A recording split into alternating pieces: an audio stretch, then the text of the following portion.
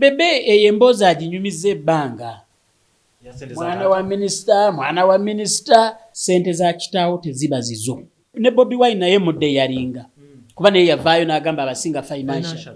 Njagala buli omu atulageko. Nga n'ebiwandiiko weebiri. So that we put the case to rest at once. Nze yo argument ya financial njikoyi. Yenna addamu kyogera bwe mumulabako. Bobi Wine bw'olaba recording eno tukolere ekintu kimu. Quantify. Bebe bw'olaba recording eno quantify. Tukimale lumu. Vaayo ogambe nina kino ne proof. Verified. Nsaba President Museveni otuyambe okkirize Bobi Wine addemu okuyimba. Ekivulu kya Bobi Wine ne kibaawe Namboole. Trust me. Naawe oyinza okubanga olinawo oli sente ezo ne zibaako engeri gye zijja ne zikutuukako. Mu ngeri emu oba endala. Mu politics there is a lot of hypocrisy. Emu ku nsonga lwaki nze saagala politics is hypocrisy.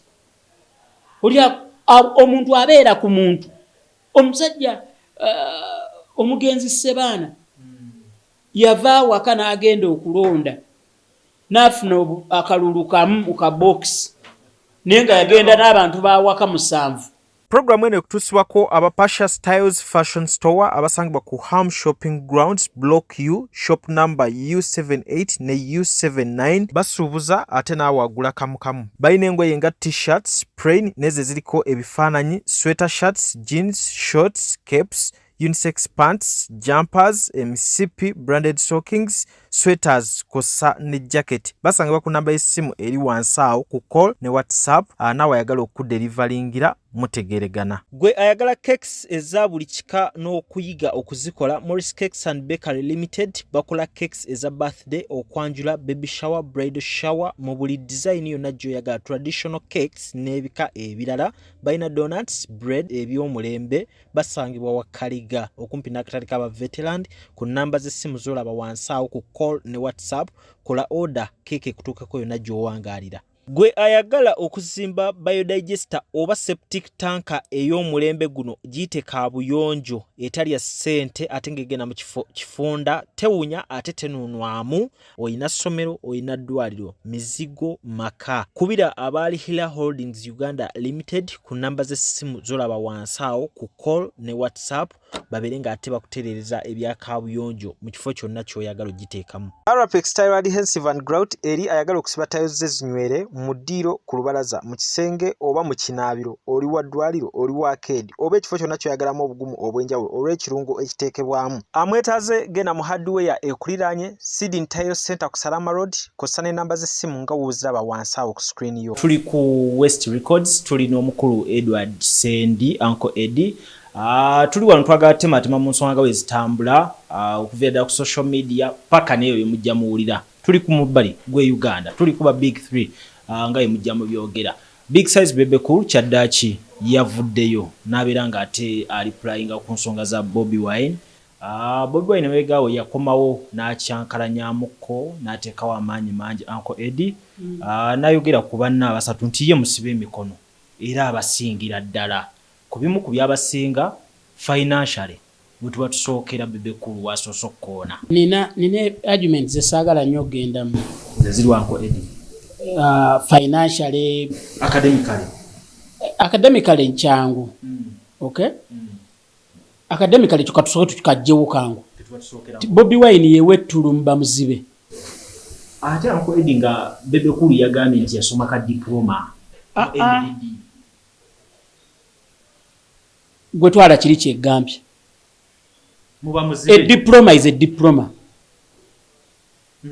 Ne bw'obanga wakola PCA muba PCB ng'oli yakola arts bw'aba alina diploma aba alina kyakusinga ne bwe yandibadde na certificate aba alina kyakusinga. Lwaki Bebe agikubamu ebituli? Eyo ndowooza ye. 2 nze ebintu bya financial bino olumu unless very provoked saagala nnyo nze kuleeta nti musinga financial or what. Reason being when Uganda tulina ekizibu abantu tebalaga bintu byako. Basirika abamu naye abamu balaga. Batono nnyo abalaga. abantu balaza amayumba n'amamotoka wakalaba ebyapa bimeka era kyova olaba nze omuntu yenna okuvaayo n'agamba nze n'ennyumba yange mba njagala eki ebintu ebyo ekyapa approved plan biiru y'amazzi n'obukakafu nti wayingiza yaka bye mba njagala era nze oli bw'atandaga ebyo ennyumba sigibala nti yiyo nti nina emmotoka gundi yayingizaawo eyakabi nze si kyenjagala kwejjayo kaadi ne kaadi gitulageeko short of that jawo obujwanga kati kuzaayo ku kiri mwana wa minisita yakulira mu ssente kye yaddiza oli Bebe Bobi ntakyerabira ekyo omanyi bintu byakugezaako kwesudya nze am from the school of thought egamba argument eyo esaana ekome ku music n'ekyokubiri sente za kitaawo teziba zizo but Bebe eyo emboozi aginyumiza ebbanga mwana wa minisita omanyi nti waliyo n'abaana batamanyi nga omusanga kati olwaliro nga namuyimbi n'omugaa nti jabbeeri bidandisali nga tamanyi kyekitegeeza ne Bobi Wine naye mudde yalinga kuba naye yavaayo n'agamba abasinga financial njagala buli omu atulageko nga n'ebiwandiiko weebiri so that we put the case to rest at once. Nako Eddy ne time eba defending wobanga walaga ennyumba nakati ngi uliriza nze njagala ngenda banyimizayo scenario waliwo omwami yalina amakage n'afuna ekizibu neyewola ssente mu banka nezimulema okufuna ennyumba n'agitunda kati eyagigula ne bakkiriziganya namugaa nti sirina bwenva wano n'ekitiibwa kyange okuswala nakinaki ne famire ogijjawo tukole bwe tuti nze kambeera omupangisaawo anti togiguze gisulamu kankusasule nga rent abadde landlord afuuka omupangisa n'afuuka omupangisa but it is a tight secret buli omu amanyi nti oli awuwe Eddy tereza tebagamba nti kubano betwogera si kubano awo oli mwami mukulu nnyo wa myaka ndooza kati ali mu myaka nga 7 but what am I saying nze eyo argument ya financially njikooyi yenna addamu okyogera bwe mumulabako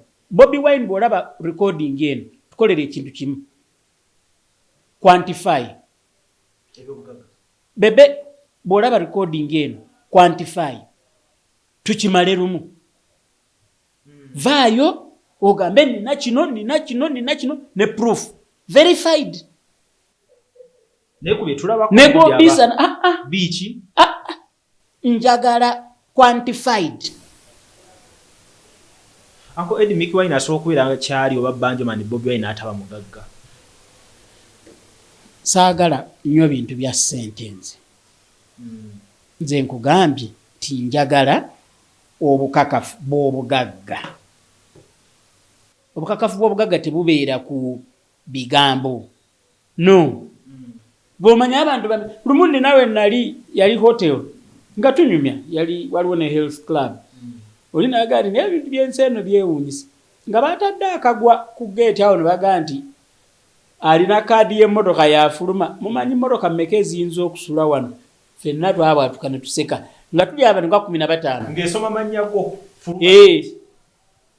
nga tewawerawo bantu bana abalina kaadi z'emmotoka mu mannya gaabwe ku mmotoka ezaaliwo so eyo argument ya kusinga financially nze njimala bwentyo yenna addamu okukyogera aquantifying alyoka akyogere short of that please keep quiet kati tuddewa kuba kati kyakomyewo mubali sajja yagambye alina zaawadi ezimu ziri international kyekinyonyola mubali wamusingirako abo wenjagalira kamiliyoni eyagambye ti byonna ebikadde tubisangule tutandike bupya yakubye forever just last year terunaweza mwaka gwendeetera olwa Bobi Wine olulwenkana teredde So what do I mean? Baddeyo bayimbe bave ne mwoyo that banter waliwo level kwotuuka nga kati awategwa ovuddewo kyebagenda okubuzaako Eddy ku myaka gye balina tudde nina kino nina kiri I think tubirekere grenade Bobi kyali kimwetaagisa mu kaseera kano bali batugamba nti bano yabaleka mayiro kyali kyetaagisa okudda tuddemu tubeere ku kino Bobi Wine yayingira music out of love, out of passion, out of talent. Abo be bayimbi atasobola kukwitinga. Nagenda watyo. Ekyokubiri, Bobi Wine had so much genuine love in music than in politics. Omubali gulina ekintu akwagala aba akwagala genuinely. I for one I miss him. By the way natandika campaign yange era na wano kankayiseewo. I know it can be a dream nga kibonomu President Museveni okulaba recording yena. Naye ate abakola ewa President Museveni okugiraba ekyo tekyewuunyisa. Nsaba President Museveni otuyambe okkirize Bobi Wine addemu okuyimba. Eyo campaign njirina bwomu njiriko obwomu. Nsaba President Museveni otuyambe okkirize Bobi Wine addemu okuyimba. Abantu abanajja kijja na kuyamba ku economy. Bati ate yanko Eddy. Endongo bwebaayo. Aba boda bakola. Bafuna.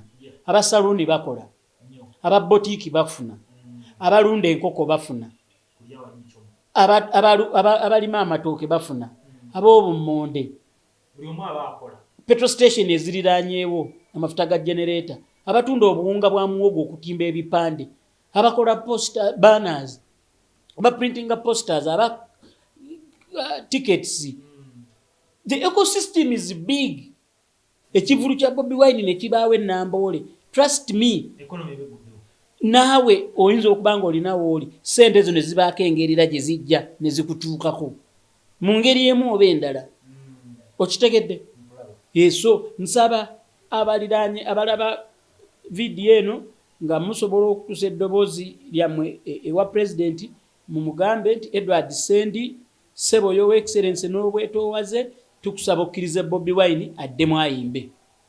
Engoma enyume gomanyi nti veterinary doctor afuna atya ati anti bwe batunda enkoko gw'ogirya wano naye tomanyi eyazirunze addamu n'aleeta endala aleeta enkoko endala alina okugula eddagala okujjanjaba veterinary doctor alina okujja Uganda yonna erya ku kimu.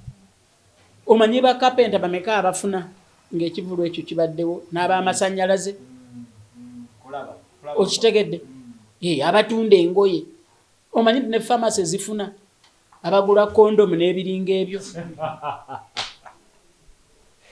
Ako Eddy ekintu kya Big 3 kigenda kukoma ddi?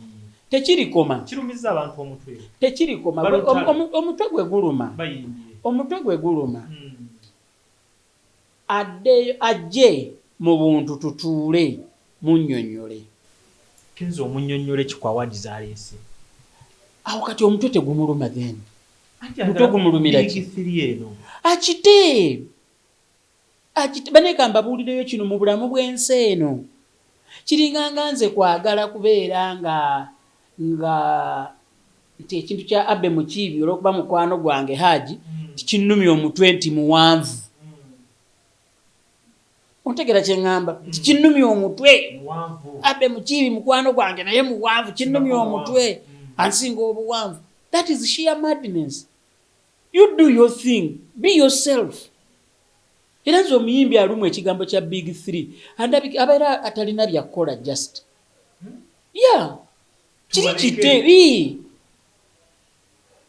Kwa tusigaza batu oba okusatu era yabikomyewo n'abyongeramu. Nze njagala mubali. I'm for music. I'm for positive attitude. I'm for positive vibe. Bobi Wine muyimbi. Talent. Passion. Love. Tagenda kuva mu ndongo. Ekyokubiri love eri mundongo eri genuine yaddala mu politics there is a lot of hypocrisy emu ku nsonga lwaki nze saagala politics is hypocrisy omuntu abeera ku muntu omusajja omugenzi Sebaana yava waka n'agenda okulonda n'afuna akalulu kamu ku kabokisi naye nga yagenda n'abantu bawaka 7 nga nabo tebamulonze naye kati waba kubaawo abalala 10 ne balonda nkutegedde yet mu music somebody will say I love your song and they will play it ebyaddala ne mu kivulu ajja asasule politics abantu batambula n'omuntu ng'ate yamukuba amagi behind the curtains. So nga tumaliza Uncle Eddy, Palaso David Lutalo kyabadde kizze mu kifaananyi awo k'omugwa naye simanyi gye kyabulidde yani atasobola munne tekyetaagisa kyali tekikola. Palaso David Lutalo, it was just a small misunderstanding which musajja wange had to capitalize on for talkability okupushinga ekivulu.